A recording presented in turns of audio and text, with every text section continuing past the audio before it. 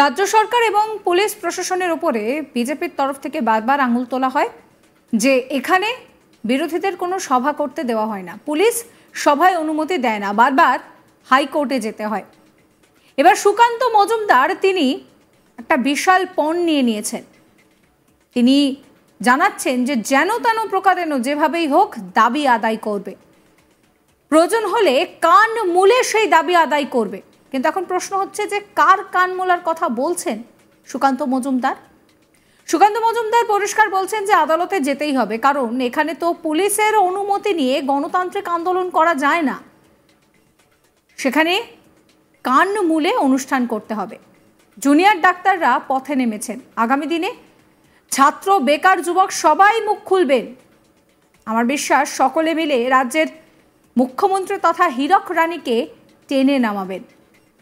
কানমূলে দাবি আদায়ের প্রসঙ্গ টেনে রাজ্যের মুখ্যমন্ত্রীর বিরুদ্ধে বিস্ফোরক মন্তব্য সুকান্ত মজুমদারের। কলকাতা পুলিশের পক্ষ থেকে পঞ্চমীর বিকেলে কলকাতায় মহামিছিলের অনুমতি দেওয়া হয়নি।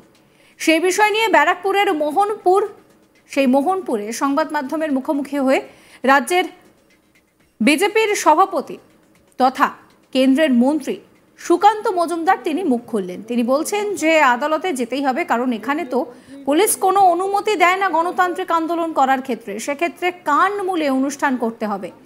আন্দোলন তীব্র থেকে আরো তীব্রতর হবে।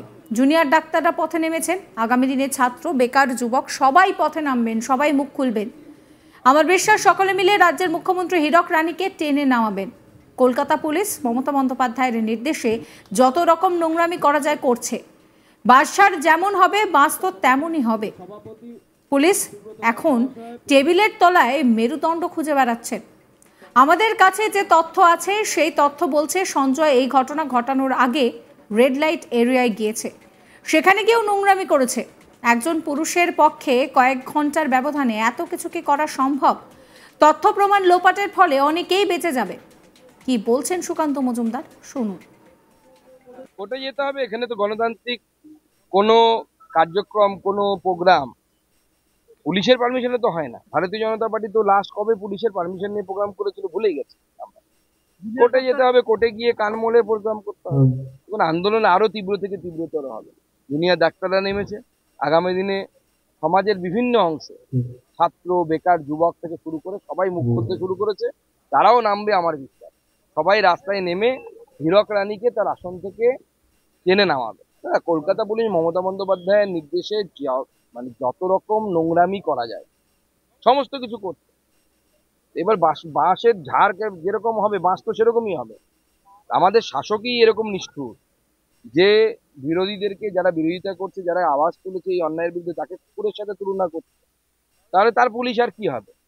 মেরুদণ্ড বাঁকা পুলিশ, মেরুদণ্ড খুঁজে পাচ্ছে না, টেবিলের তলে মেরুদণ্ড খুঁজে বেড়াচ্ছে পুলিশ। এখন দেখুন, এই চার্জশিটের মধ্যে দুটো বিষয় আছে। একটি হচ্ছে সঞ্জয় রায়কে অভিযুক্ত হিসেবে দেখানো হয়েছে। দ্বিতীয় যে বিষয়টি সব থেকে গুরুত্বপূর্ণ, যেটা আমরা মিস করে যাচ্ছি, সেটা হচ্ছে তথ্য প্রমাণ লোপাট করা হয়েছে। সিবিআই ইনভেস্টিগেটিং এজেন্সি বলছে কোর্টের সামনে যে তথ্য প্রমাণ লোপাট করা হয়ে গেছে। তথ্য প্রমাণ যদি না থাকে, প্রুফ যদি না থাকে, সিবিআই কেন এফবিআই হলে পরেও কেউ কাউকে দোষী সাব্যস্ত করতে পারবে না। কারণ আইনের চোখে দোষীটা সাব্যস্ত হয় হচ্ছে কে দোষী কে দোষী নয়, এটা সাব্যস্ত হয় হচ্ছে তথ্য প্রমাণ দিয়ে বা প্রুফ দিয়ে, ক্লু দিয়ে।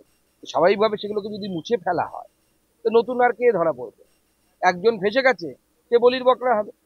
কিন্তু কতগুলো তো সন্দেহের বিষয় থেকেই যাচ্ছে।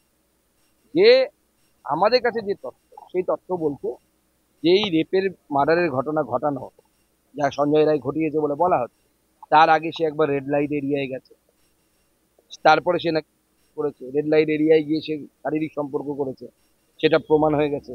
আবার করেছে, আবার সকাল 7টায় গিয়ে নিজের স্ত্রীর সাথে শারীরিক মিলন করেছে।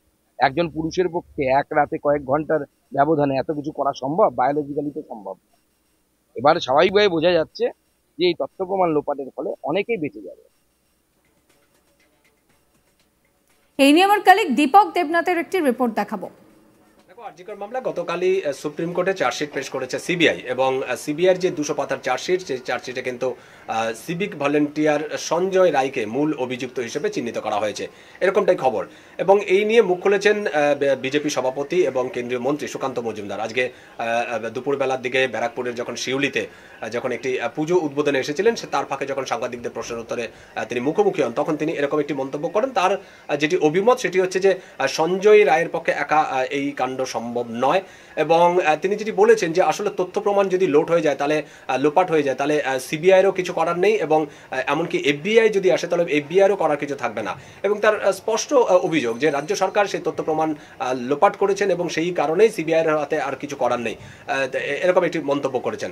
এবং তিনি এও বলেছেন যে এই মামলা এই কেন্দ্র করে এই আরজিকর ইস্যুকে কেন্দ্র করে যেভাবে জুনিয়র ডাক্তাররা আন্দোলনে বসেছেন, রাজ্যের সাধারণ মানুষ আন্দোলনে নেমেছেন, নাগরিক সমাজ আন্দোলনে নেমেছেন, তার যেটি অভিমত যে এই আন্দোলন আরো তীব্র থেকে তীব্রতর হবে আগামী দিনে। এবং আগামী দিনে ছাত্র, বেকার, যুবক সবাই পথে নামেছেন, সবাই মুখ খুলছেন, এবং এমন একটা সময় আসবে যখন এরা সকলে একত্রিত হয়ে এই হীরক রানী, অর্থাৎ মুখ্যমন্ত্রী মমতা ব্যানার্জিকে হীরক রানী বলে কটাক্ষ করেছেন এবং এই হীরক রানীকে টেনে নামিয়ে দেবেন, এরকম একটি মন্তব্য করেছেন। পাশাপাশি তুমি জানো যে পঞ্চমীর দিন বিকেলবেলায় কলকাতায় কিন্তু একটা মহা মিছিলের ডাক দিয়েছিল বিজেপি, কিন্তু সেই কলকাতা পুলিশের তরফ থেকে সেই মিছিলের অনুমতি পাওয়া যায়নি। তো স্বাভাবিকভাবে সেটা নিয়েও কলকাতা পুলিশকে নিশানা করেছেন, মেরুদণ্ডহীন বলে আখ্যা দিয়েছেন। তিনি বলেছেন যে আদালতে গিয়ে আদালতে যখন এদের নাক পোড়া যাবে, যখন এদের মাথা হেট হবে, তারপরেই তারা একটা অনুমতি দেবে, তার আগে এরা অনুমতি দেয় না। কারণ এর আগের যেগুলো রেকর্ড বলছে সেখানেও কিন্তু পুলিশের অনুমতি নিয়ে বিজেপি রাজ্যে মিছিল করেছে বা সভা করেছে, এরকমটা নজির কিন্তু নেই। সুকান্ত মজুমদার পরিষ্কার বলছেন যে এখানে গণতান্ত্রিকভাবে আন্দোলন করতে দেওয়া হয় না, প্রয়োজন পড়লে কান মুলে আন্দোলন করবেন। কি বলছেন তিনি শোনাবো আপনাদের আরো একবার। কোর্টে যেতে হবে, এখানে তো গণতান্ত্রিক কোনো কার্যক্রম, কোনো প্রোগ্রাম পুলিশের পারমিশনে তো হয় না। ভারতীয় জনতা পার্টি তো লাস্ট কবে পুলিশের পারমিশন নিয়ে প্রোগ্রাম করেছিল ভুলেই গেছে। কোর্টে যেতে হবে, কোর্টে গিয়ে কান মোলে প্রোগ্রাম করতে হবে। তখন আন্দোলন আরো তীব্র থেকে তীব্রতর হবে। জুনিয়র ডাক্তাররা নেমেছে, আগামী দিনে সমাজের বিভিন্ন অংশে ছাত্র, বেকার, যুবক থেকে শুরু করে সবাই মুখ খুলতে শুরু করেছে, তারাও নামবে আমার বিশ্বাস। সবাই রাস্তায় নেমে হীরক রানীকে তার আসন থেকে টেনে নামাবে। কলকাতা পুলিশ মমতা বন্দ্যোপাধ্যায়ের নির্দেশে যত রকম নোংরামি করা যায় সমস্ত কিছু করছে। এবার বাঁশের ঝাড় যেরকম হবে, বাঁশ তো সেরকমই হবে। আমাদের শাসকই এরকম নিষ্ঠুর যে বিরোধীদেরকে, যারা বিরোধিতা করছে, যারা আওয়াজ তুলেছে এই অন্যায়ের বিরুদ্ধে, তাকে কুকুরের সাথে তুলনা করছে।